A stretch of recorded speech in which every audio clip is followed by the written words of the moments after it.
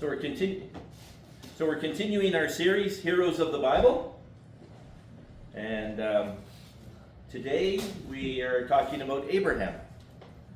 So, does everybody remember this song? Father Abraham had many sons had Father Abraham. I am one of them, and so are you. So let's just praise the Lord. And then it keeps going like that.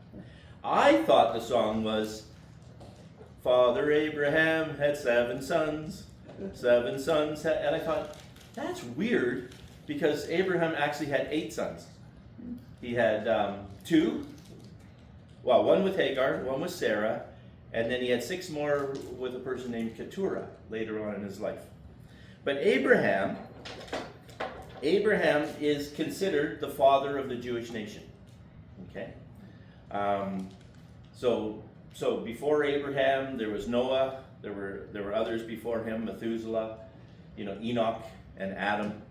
But Abraham is the one that was called by God when he was younger. Now Abraham lived till he was 175 years old, and before him, some of the guys, I think his father Terah lived till he was 205. Terah's father lived till he was 403, something like that. And Methuselah was the guy who lived the longest. He lived to be over 900 years old, right? And I used to think, well, maybe they just counted time differently, and they did a little bit. They did. They counted time. They generally used the solar timing or a lunar. They would go by a solar clock or a lunar clock or calendar, solar calendar or lunar calendar. But when you get right down to it, when they did the lunar calendar, every once in a while they'd add a month in order to keep the seasons the same. And when they were doing the solar calendar, it's a 360-day year, and they had to add to that one as well. Our calendar, which actually started, now it depends on how you do it. They'll say that Julius Caesar started our calendar around Julius Caesar's time. He didn't do it himself. Or they'll say that ours started in the 1700s. There was that's when the British picked it up, and that was the big change from the Gregorian calendar, right? And Pope Gregory brought in the new calendar. But overall, if we're doing all of this, we usually come down to say, yeah, they pretty much counted time the same as we do now. The Babylonian calendar that Abraham would have been familiar with was pretty much the same as ours. And the author of the book, which we'll say is Moses, because I think it was Moses, and I'm fine with it being Moses,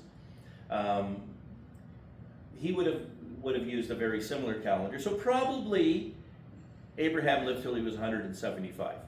Now the people I work with, they don't like that so much. They'll never accept that anybody lived 900 years.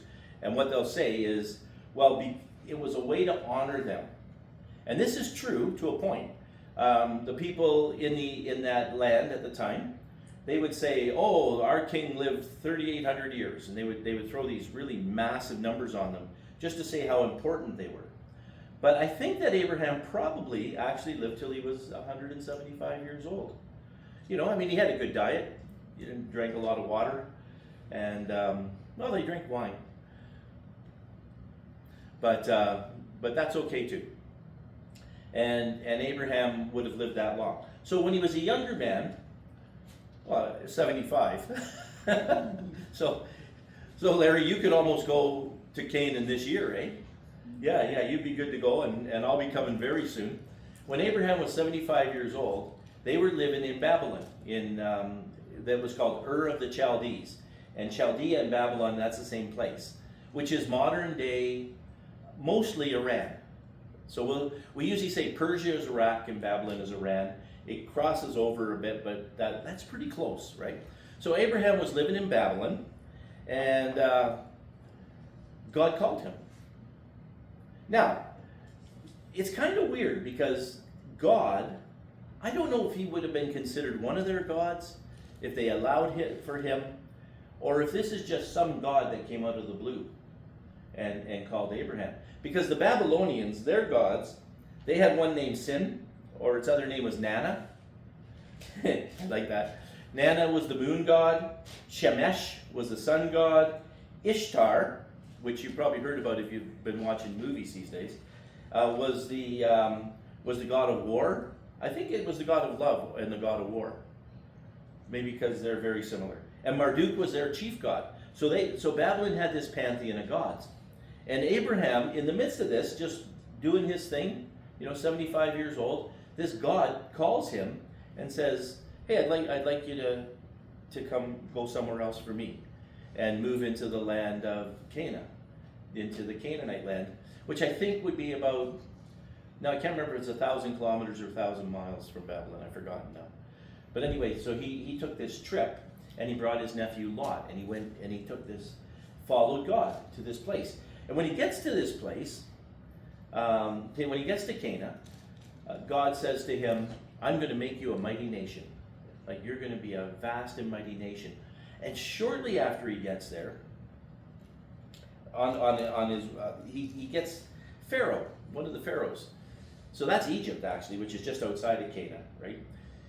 You remember they crossed Sinai with Moses, and they spent 40 years in the desert. Someone once did a little thing on it and said it'd probably take 2 weeks to cross that desert, if you went straight across. And they spent 40 years wandering around that desert. I didn't check that out, but anyway, the Egyptian guy, Abraham's going to be down there, and he says to Sarah, "Hey, you're kind of good looking. Maybe you better tell Pharaoh that you're my sister rather than my wife. Because if he finds out you're my wife, he's going to kill me. But if he thinks you're my sister, I think it'll go okay for us." So they get down there, and Pharaoh sees, I don't know how, so Pharaoh I better not say any more about this. I was going to say, I don't know what the Egyptian women looked like, but he thought Sarah, she was about 60 at this time.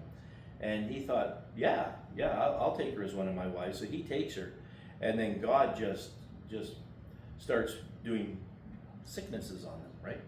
So these sicknesses fall on him, and Pharaoh's trying to figure out what's going on. And finally, he discovers that Sarah is actually Abraham's wife. And he's like, "What did you do this to me for, Abraham?" Remember, Abraham's been called by God. I like this about him. He's called by God. He gets to this place, and he lies about Sarah. Then Pharaoh says to him, "Look, I want you out of here. Like, get out of here." So now he's going to move a little further off to Canaan.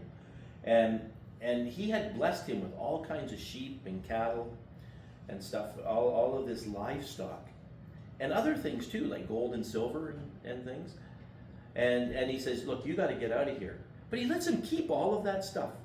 So by the time Abraham leaves from Pharaoh, he's quite a wealthy man, right? And Lot is with him, and they just continue to build on this wealth. So I am not a prosperity person.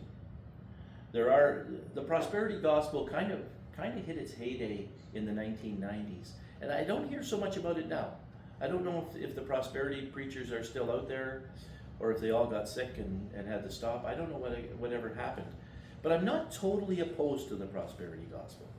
And one of the people that you see with the prosperity gospel is they use Abraham, because he was wealthy.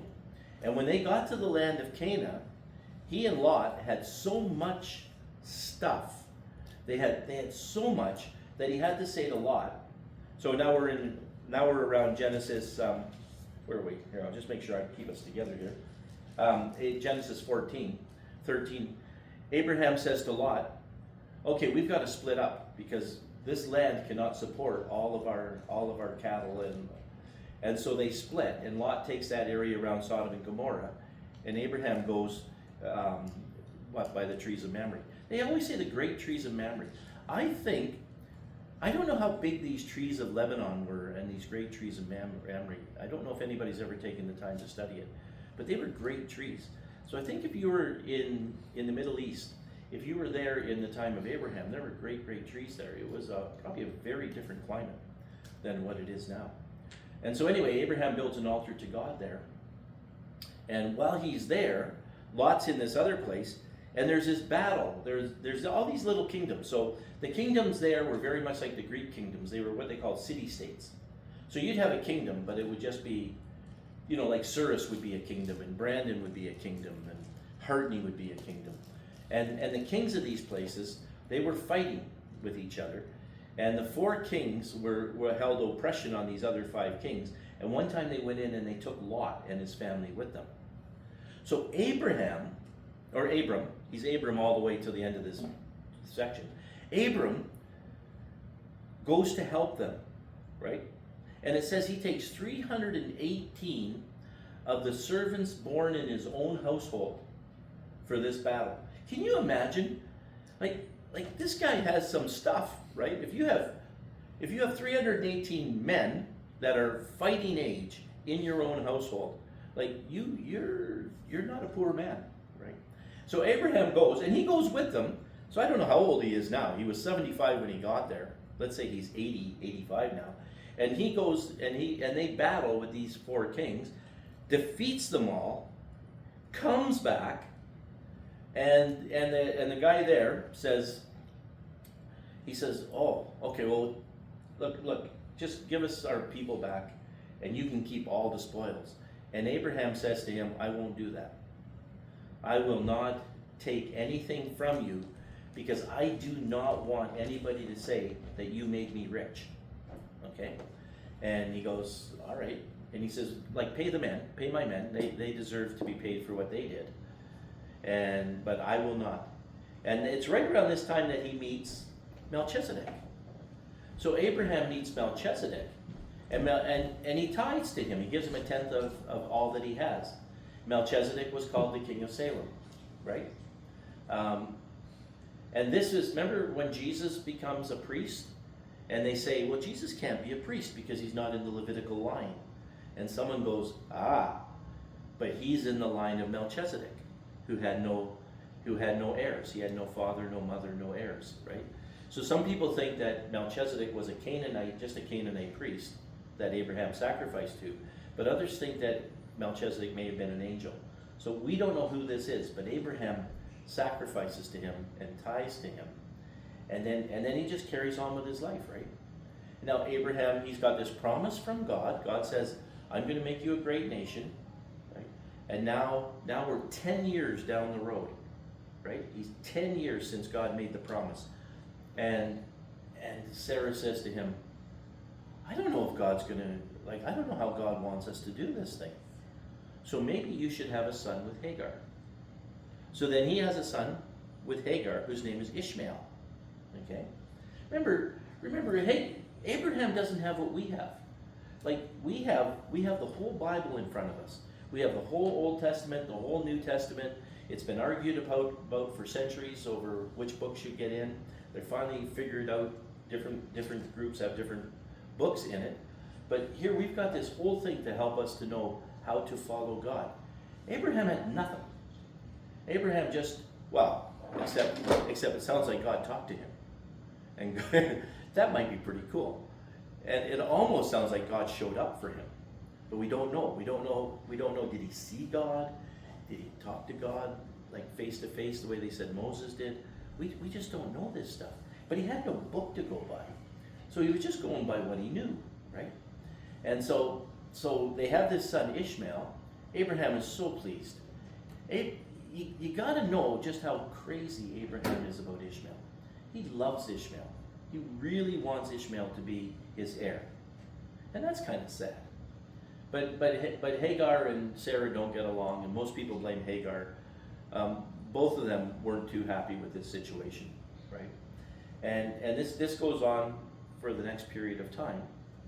And then, when Abraham is 99 years old, remember he was 75 when he got into the land. He's got all of this stuff. He splits up with Lot. They do their whole thing. Lot goes to Sodom and Gomorrah. Abraham goes to the other side. And any of the preachers I ever heard said Abraham took kind of the worst of it, and Lot went to the fertile valley.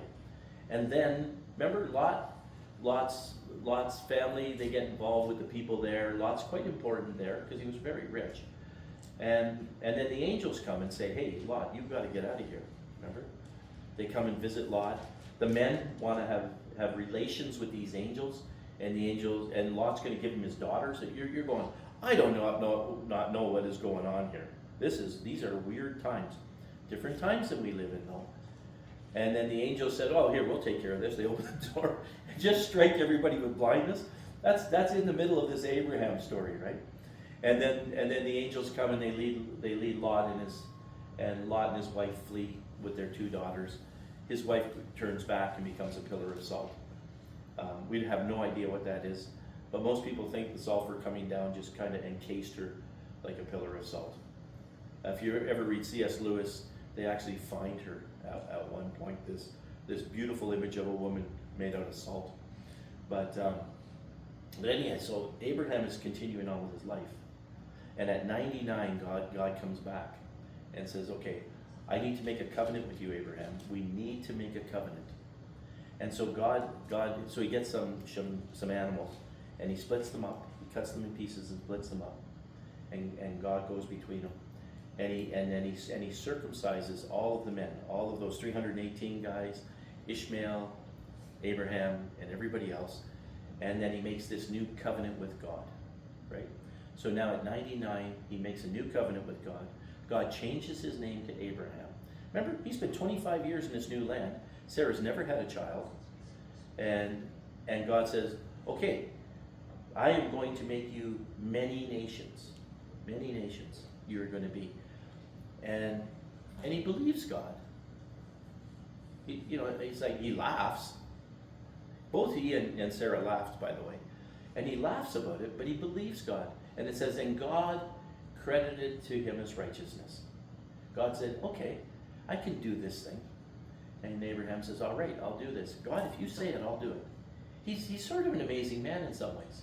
I wish I could be that guy where I just say, God, you said it, I'll do it. I always say, give me a ton of money and I might give some of it away.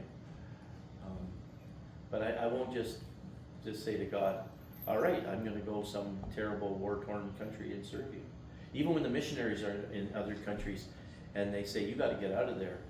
And they go, no, God's told us to stay. I'm like, get out of there, man. Like, you got to get out of there. But Abraham was one that just believed God. And God said, okay, Abraham, you're righteous before me, man. You are righteous. And then shortly after that, shortly after that, somewhere in this period, Abimelech, he says to Sarah, okay, we're down around in Negev right now. Why don't you tell this guy Abimelech of Gerar, why don't you tell him that you're my sister? And he does it again. He says, Sarah's my sister. And Abimelech goes after her. And then God speaks to him beforehand and says, don't do anything here, buddy. This is his wife. And he comes back and says, that's his wife, man. That's your wife. And get out of here. And he gives him a pile of stuff. Every time Abraham does this, people just keep giving him money and giving him animals. And then he has this son. And they call the son Isaac. Right? Remember when the angel tells him about the coming of Isaac, when they change his name to Abraham. And Sarah hears about it, she laughs. And the angel goes, hey, why was she laughing? Angels know why. They always throw these things in scripture. And she says, I didn't laugh. And the angel says, yeah, you laughed. And I've had people say, Sarah was really sinning and she was really wrong there. But nobody ever says anything about it. They just said, they called the kid Laughter. They called him Isaac, which means laughter. So I don't think it was that big a deal. Maybe it was, but I don't think so. And they have this son, Isaac. Ishmael's about 15 years old when they have Isaac. And he has to go away with Hagar. Right? I think it broke Abraham's heart. I think it broke his heart when Ishmael had to go. But here's a funny thing about that. Ishmael became a mighty nation. People, I don't know exactly how it plays out to today. People say they're the Arabs today, some of them anyway. And he became a mighty nation in his own right? And remember God said, you will be the father of many nations. Ishmael became a nation. And then he had his son Isaac. And then God tests him. Isaac's about, how old was Isaac? Was he 15 or 13? He was a teenager anyway. I don't think it tells us. I don't think it says. Isaac's a teenager. And God says, I want you to sacrifice Isaac. And Abraham says, okay, I can do that. And some of the intertestamental books, he thought God would raise him from the dead if he did this thing before God. Now, God couldn't ask us to sacrifice our children. I don't think he could say, sacrifice your son, and you go, okay. Because it's against everything that our culture teaches us. But remember, Abraham came from Babylon, and he moved into Canaan, and they did child sacrifice in these places. Not as sure about Babylon, but I thought Marduk they did sacrifice too. In Canaan, for sure, they did sacrificing of children. So for Abraham, it would have been really, really difficult, but not unheard of. And this was, in the whole picture of things, Abraham doing this was a way to say to the people, later on, to Moses' people, because he was leading them into the land, so he told them this story about Abraham, if you believe that Moses wrote it, and I do, that he told them this story about Abraham, so they would know when they get into the land, you don't sacrifice children to this God. This God doesn't demand child sacrifice. So it's kind of a cool thing, isn't it? Really hard for Abraham, but not out of the realm of possibility. So he took Isaac with him. You know how the story goes. Isaac's like we've got wood and we've got a way to make fire. Where's the sacrifice? And Abraham says, God will provide it. And when they get there, he's going to sacrifice Isaac, and this ram gets caught in the bushes, and they sacrifice the ram instead. And that's God's way of saying, I don't demand human sacrifice. I heard a comedian, and he said, do you think maybe Isaac never went anywhere with his dad again after that? Hey son, do you want to go into town? Dad, I still remember the time you took me on a hike. I think I'll stay home with mom. You go ahead on your own. But also, God called Abraham his friend. And God never tells us that we're friends of each other, by the way. He says we're brothers and sisters, but he doesn't use the term friend. But he called Abraham his friend. And Jesus says we're his friends if we do what he says. And only Jesus can say you're my friend if you do what I say. But God called Abraham his friend. Because a friend can expect you to do what he will do. I have friends. And my friends, they'll do anything for me. And I'll probably do anything for them. I remember my father-in-law, and my mother-in-law, Reverend Alder, they were driving through Saskatchewan. And they were about 2 hours from Saskatoon. And they went off the road in their van. And we didn't know what to do. They didn't have any reception. And so I phoned my friend Kim. I said, oh, my father-in-law went off the road. He said, tell me where they are. I'm on my way. 2 hours from Saskatoon. I think it was snowing. And he was like, just tell me where they are. I'm on my way. Because you can expect of a friend what you expect of yourself. And God said to Abraham, sacrifice your son. And Abraham said, okay. Because one day, he was going to sacrifice his son. That's quite a story, isn't it? And so Abraham doesn't have to sacrifice Isaac. If you read the genealogies, the genealogy of Matthew just goes back to Abraham. Because Abraham was their father. Abraham was the father of the nation of Israel. Through later on through Jacob, and then his 12 sons. But he was the father of all of them. And I can't remember where I was going with that one. I'll go just a little different then. But the Jewish people all go back to Abraham, don't they? And later on in John chapter 8, when they're arguing with Jesus, because Jesus was saying, this is who I am, and the Jewish people are saying to him, no, Jesus, you were born, we don't even know who your dad was. Your mother got pregnant, if you'll recall. And Abraham is our father, they say. And Jesus says, if Abraham was your father, you'd do what he said, what he did. You would do what Abraham did, and you're not children of Abraham. Later on, then they say, we're children of God. And Jesus says, you're children of Satan. You do what Satan tells you, not what God tells you. Right? But they always look back to Abraham as their main guy. And Abraham in many ways was just a normal man living out his life. Sarah finally dies. And he marries a woman, she's a concubine, but I think she was also his wife, right? He marries Keturah. And he has 6 more sons with Keturah. And all of them became nations as well. Because every child Abraham had became a nation. Now he should have stuck with one child, because every one of those nations has caused Israel nothing but grief, right? Right? It's kind of crazy. It's kind of crazy. The Ishmaelites caused them grief. Lot's 2 children caused them grief. The Moabites and the Ammonites caused them grief. And all of this. But Abraham became the father of the whole nation of Israel. And he was the hero to every Jewish person that believes anything at all. He would be their hero. And in many ways, he was just a normal guy, following this God, this kind of an unknown God, and serving him. And Abraham did all of that. He's an amazing person, isn't he? And he had many sons. And that's the end of my sermon. I think we have time for prayer. Is there anybody that wants prayer this morning? If you do, Norma, are you going to play a song to finish us? Yeah, and I would appreciate prayer Okay. for strength for the